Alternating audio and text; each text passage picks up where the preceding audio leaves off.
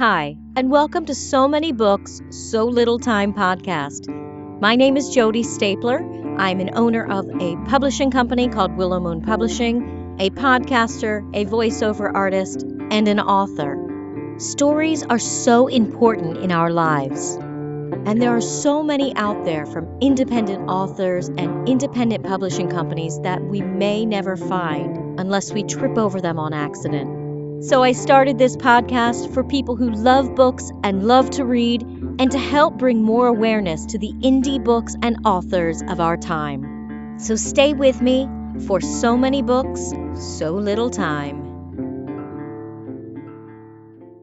We are speaking with Etaf Rum. She is a professor of literature, and she is also a yoga instructor and now the author of a brand new book, A Woman is No Man.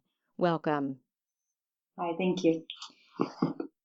I love this book. It's a very deep look into a culture that not many people have written about. Um, that is, I think, misunderstood in America, and has they need to get their voice out. So I love that you wrote this book. Tell our listeners a little bit about it. Well, A Woman is No Man is a story about three generations of Palestinian women living in Brooklyn. And it's really a story to get to the root of the trauma of dislocation and straddling of two cultures that is at the root of many Arab Americans that are either refugees in other countries and are forced to come to America, or have chosen to follow the American dream and come to America on their own.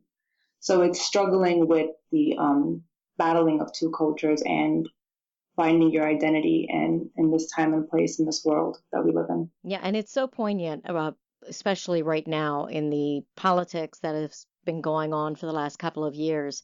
Um, it shares a little bit of life in refugee camps. And then, of course, when moving into America and living in a culture that is so different from your own. And one of the really important things I think with this book is that it is about women. And we've come into a culture in the last couple years where women are really trying to find themselves and take charge and be equal to men, of course, that we haven't been in ever. So where were you when you started writing this book? Like what inspired you? Well, I was very privileged in that I was at a point in my life where I was very educated. I had a career. I definitely was not the stereotypical Arab woman, I guess, that you see represented in media, and that um, I even kind of represent in A Woman is No Man. So I was at a kind of semi-powerful place in my life. Um, but I was starting to realize that as I was teaching, that our stories are not told in literature. They're not in our bookstores. They're not on books. Exactly. If they are told, they're either told from a male's perspective, or they're told in a way that is kind of, running around the issue as opposed to getting to the heart of it. And I found myself doing that as an Arab American woman. I found myself living in denial for a long time because I was ashamed of the dark aspects of my community. And then I was also ashamed of the stereotypes that Arab Americans are forced to deal with when coming to America. I didn't want to single us out and further reinforce those stereotypes. Right. In my own day-to-day life, I was constantly trying to prove that just because I was Arab doesn't mean that I'm going to be a housewife, doesn't mean that I'm not going to be educated. And so I was very extreme and overly ambitious in my life. But then I found that I was also denying the very things that are a struggle in my life, which is that there are gender stereotypes. This is a battle that women have to face, even the strong ones like me, and the ones who don't have the strength or don't feel like they're worthy enough to go against some of these aspects in the community. Right. I had to represent that struggle, and I had to write about it. Yeah. The book starts out in Palestine, with a young girl who is getting ready to be married to a man she does not know, which is common in your culture. Mhm. And is that still as common today as it was in generations past? I would say it depends. It's definitely becoming more outdated. However, it is still very common. Okay. Well, I remember when I was reading there was kind of like this feeling of hope. Okay, he seems like he's more modern, and when she goes there, maybe her life's going to be great. And then she gets to America, and slowly, well, not so slowly, but over time, she gets really put into that place of the stereotype of what you think of when you think of an arranged marriage. And I think you showed that so well. And not only from Isra, but also from Adam, the struggles that even a man has in that culture of being the oldest son and being in charge of everybody else and making sure that everybody else is supported, and how much that stress took on his body and his mind. So I did really appreciate that as well, that we were able to see it from both sides. Now, of course, it isn't just about Isra, it's about her daughter Dea. It's about the mother-in-law Farida. It is about, of course, the sister-in-law, or the daughter, Adam's sister, Sarah. And one thing that seems to be very important in all of these women, or most of these women's lives, are stories and words and kind of that fantasy of what they read. How much of this do you feel like came from yourself? A lot of it, a lot of it did, and I feel like that was a blessing, as well as a curse in some ways, but mostly a blessing because I was able to really find a universal truth in these very human experiences, whether they were experiences of um, my grandparents or my mother and father and their struggles. And although some of these experiences were very stereotypical in a sense, I was still able to find a way to bring these stories to life and still make them very human because I've witnessed them in very human ways. Just because something seems to be stereotypical in a sense, it does not mean that it's not a real human experience. And so I always found a way to humanize and make sense of my parents' stories and my family's stories by reading other stories and by trying to find a link between humans that don't come from the same background that are still struggling with identity and still struggling with loneliness, oppression, trauma. And we find that everywhere, regardless of race, culture, Oh, ethnicity. absolutely. There was so much of the book that, even as a Caucasian American, I related to being the young mother with no family around, for one thing. Of course, mother-in-law. I mean, Yeah, that's always something you have to deal with in a new relationship with a marriage. And Farida is a strong woman, and she had to be many times in her life, and that comes out through the book. At first, you don't want to like her, but then you realize she's been through a lot of problems herself, and there's some humanity there. And then, of course, Sarah, who is this modern young Palestinian American who is going to American schools, and she is becoming more American every day. And so there is so much in this book that I think everybody can relate to, and not only if you're Arab, but every culture.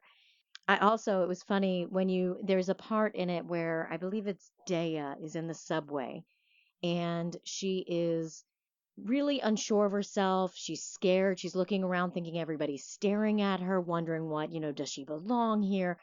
And I lived in New York in my teens, so I remember that same feeling. Like, is everybody staring at me? Am I doing this wrong? How do I put the money in the slot? And so I think this is a book that's definitely not just for people of Arab background. So yeah, I hope everybody finds this book and reads it.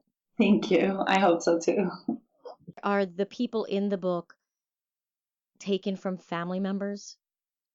I think I'm supposed to say no to that question. They say every writer writes about what they know, and clearly, Right. clearly this book is very close to home and written in a way that only an insider with some real experience can really imagine and portray. I feel like. Um, so I will say, yeah, I mean, it was very inspired by my upbringing, not just my own family, but people in my community. So I tried to get bits and pieces of everyone's stories and experiences, and find a way to portray our culture and our family histories in a three-dimensional way. Right. And I loved that not everybody was the same, some prayed, some wore the hijab, some did not. Some people were allowed to go out in public, and then other families were very much against it. So I did like that you were able to show a little bit of everybody in that community. And I think that will help with a lot of people out there that, like I said, it's been so not told in our culture of Muslim families and Arab families and Palestinian families that there's almost a fear of the unknown, I think, for a lot of people, which is wrong, but unfortunately it's what happens. So I think that you were able to show them the realness and the human conflict and the perils that all women go through in every culture. I love how you have it set up. I have, it's one chapter of Isra, next chapter Dea, then it's Farida, and it goes back and forth. And I loved the read. It was just a great read. What do you hope people get out of this book? Well, first of all, I wanted to give our women a voice in our libraries and bookstores. I wanted us to share our stories in a way that was very authentic, Mm. and to get to the deep psychological and traumatic experiences of being a woman, not just an Arab American woman or an Arab woman, but just a woman in general. When it comes to marriages and families and carrying on the burden of your parents' traumas, which I feel applies to not just Arab Americans but all women, particularly in our society where silence is usually the goal. We don't share anything that will Mm. shame our family. The family is the most important thing. It's a family unit. It's, in America, you have the American dream, and it's the individual and how he or she flourishes. But in Arab culture, it's the family. Your success is based on your family's success, and your image is based on your family's image. And so that is why most of the time we find that we, as women in this culture, tend to suppress our thoughts and emotions so that our family can flourish, or that our family doesn't, we don't, put their heads in shame. And Yeah.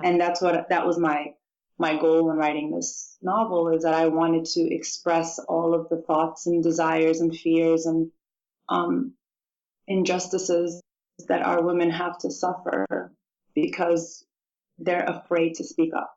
And Right. so I hope I can give their stories justice and perhaps even encourage them to speak up in their own lives. Absolutely. Absolutely. And again, I don't think this is just relevant, as you said, to Arab Americans, but also refugees from every country or immigrants from every country, and even those that have been here for generations. There's a battle, I think, in every human, especially women, that we feel like we need to do what everybody else wants us to do, and which brings up Sarah, who was such a strong character, who was like, "No way, I'm not doing this, and I'm doing it my way." And I think that's a great lesson for some of the newer and younger generations coming up. How are you? I know you're a mother, so how do you feel like you raise your children differently than maybe how your mother was raised? Um, I find myself, I have a daughter and a son, And I find myself constantly reminding them that they are both equal. That Mm, I tell my daughter that she could do whatever she needs to do, that she doesn't have to get married, that she doesn't need to depend on a man. I tell my son that he needs to treat women with respect. He can't put his hands on them. I find myself, you know, kind of yeah. proofing all the rules of this Right. cannot do. This is how you should view yourself. I try to empower both of them and just make sure that they're good, fair humans. And Yeah. and it's hard, I have to admit, it is hard because I was raised in a very conservative Arab household Mm, where women had their role and men had theirs. And years, and you're told the same words and the same story, you start to believe that that is your story and that's the story that you have to pass down to your children. Just as I'm sure that my parents believed that the story they were passing down to me, which was the story they were passed on, they believed that that was a true way to live and that there is no other way. So it was very hard for me to break away from that narrative as a young mother, but now that I'm a little bit more experienced in, I wouldn't say experienced, now that I'm more aware of the pattern, the trauma that you pass down to your kids and the pattern, whether it's a good pattern or a bad pattern, now that I'm more aware of it, I definitely don't want my children to be confined by any limits of any culture, whether it's an American culture or an Arab culture. I want to raise them in a way to be sure that they experience all the different ways of life and thinking, and then they can choose for themselves. right. Well, I definitely feel like you weaved that all throughout this book. And it is such a heartwarming story, heartfelt story. There's so many times when you wish that Israel would get out, and finally at the ending, of course, she does in a way. It's not only it's not I mean, it's a horrible way, and I don't want to go give too much away, but at the same time, it's almost a relief. She doesn't have to deal with that anymore. Reading the book, it really hit me, and I really appreciate you writing it and sharing your story. Are you doing any book readings or anything where can people find you?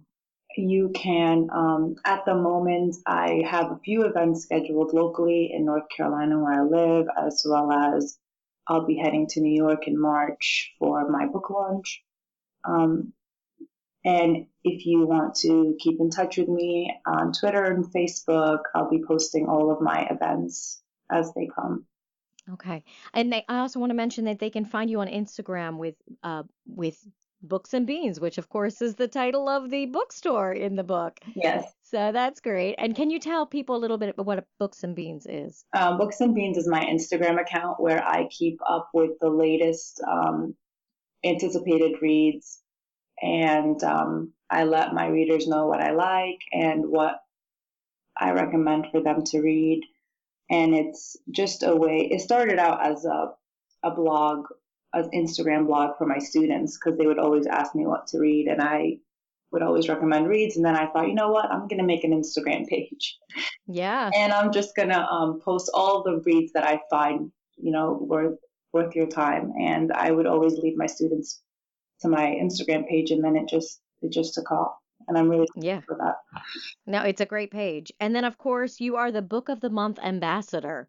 Yeah. Tell us about it. Yeah, Book of the Month is an amazing company where you pretty much subscribe to Book of the Month, and every month they'll send you a book of your choice. There's 5 books every month, and they're usually one of the 5 best books on the market at the time. There's always something for everyone. There's a thriller, a nonfiction, action, a fantasy. There's always a genre out there for every single person that. So you're always likely to find a book that you like. And so for the monthly fee, you'll get 1 book a month. Some people want 2 or 3 books a month. So they'll choose to opt for that option. But it's just a very fun way to force yourself to read, especially in our time where you forget to go and buy a book, you forget to carve out that time. But when you get a book every month at your bookstep, it kind of reminds you, you know. Yeah, no, nice. Well, a woman is no man be on those choices. I hope so. So your book doesn't come out until March 19th, is that right? March 5th. March 5th. Okay, great. It's even earlier, so that's awesome. And will that be able to be found everywhere? Yes, it should be. It's in Barnes and Nobles, Amazon, HarperCollins, as well as Kindle and all the Audible. Great. Yeah. Absolutely. I do think it would make an awesome audiobook, so I can't wait to hear that. And do you have a website that they can find you at? Yes, my website is etafrum.com. They could also find me, of course, on Instagram under Etaf Rum, as well as Twitter and Facebook, and of course my Bookstagram, Books and Beans. Okay. Well, I want to thank you so much for being here with me today and for talking about your book. I don't feel like, to be honest, that we even gave it enough justice talking about it. I feel like there's just so much that I just don't think I can get enough out about this book. I guess one more thing I would like to ask is, how long did it take you to write this? So I was teaching at the time full time, and I was waking up every morning for about a year and writing 2 hours a day before I had to go get my kids. Mm, I had to go drop my kids off at right, school to work. And so it took me about a year to write it. But then obviously the publishing right. is so slow. Yeah, I was editing in after that with my agent and my wonderful editor. They're both really amazing, and this book changed and grew and became beautiful and wonderful because of them. it is. But in its first draft, took me about a year of my mornings to write. Okay. Right. Well, it is a beautiful book and it encompasses the strength of women for sure. And and of course the Palestinian-American immigrants and just life in general for women. And I really hope that everybody goes out and reads it. I know I'll be putting it on all of my Facebooks, Instagram, and Twitter because I enjoyed it so much. So I want to thank you again. Thank you for your time and for reading and for sharing the story with everyone. I really appreciate it, and it makes me feel very happy and very accomplished in the sense that I've reached out to one person and was able to deliver this message that I felt like I've been carrying for so long. So thank you so much. Absolutely. And trust me, I'm sure you've reached to thousands, or if you haven't yet, you will. Thank you so much. Thank you. Pick up A Woman Is No Man, a novel by Etaf Rum. This story of secrets and betrayals, culture and honor, and love and violence is a glimpse into the controlling and closed cultural world and a universal tale about family and the ways silence and shame can destroy those we have sworn to protect. I want to thank Etaf for joining me today, and I want to thank you for joining me on So Many Books, So Little Time. Let me know what books you're reading, what authors I should interview, and give me your suggestions and comments. Make sure you subscribe to So Many Books, So Little Time podcast so that others can find me and all the great indie books and authors that I'll be sharing throughout this podcast. You can join me on Facebook, Instagram, and Twitter at So Many Books, So Little Time podcast. And you can check my website out at jodystapler.com or email us at so many books podcast at gmail.com. Thank you for joining me, and come back next week when we delve into another story.